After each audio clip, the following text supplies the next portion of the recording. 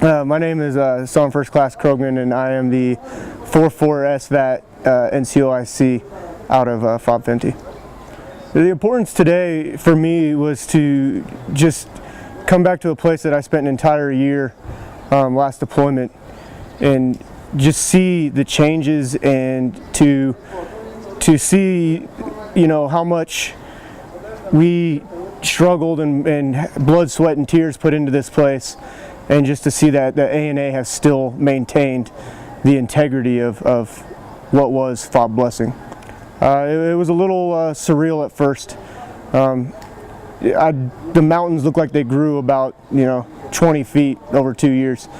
Didn't remember it being this big, but it was just very surreal and humbling to come back out here. It's actually very surprising. I didn't know if they were going to maintain this base being so far out by themselves, isolated, and they've actually been able to maintain themselves and start operating out of this base as a normal infantry CANDAC, which was very amazing.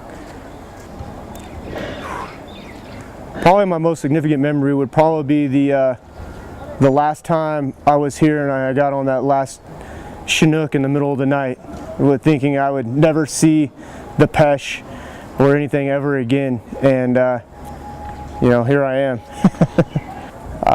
I'm pretty proud that we're making this transition.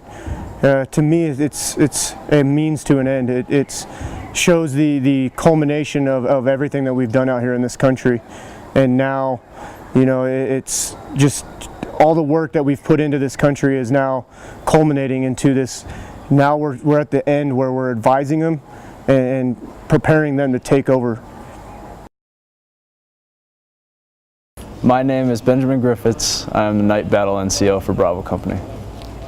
The significance of me being here today is it's a great thing to be able to come back to where we've left. We've closed down FOB Blessing and left our footprint behind, but the ANA's really stepped up, and they've taken advantage of what we've done for them and helped them out with, and they're really just they're standing on their own now, and they're able to just be here by themselves.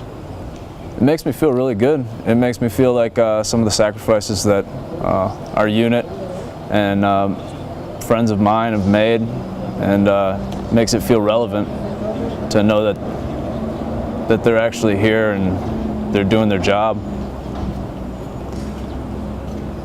My most significant memory would probably be the first day I was here.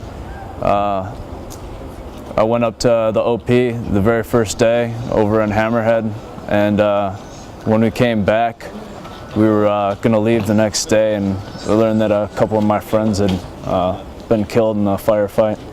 So the very first day that I was here was very emotional.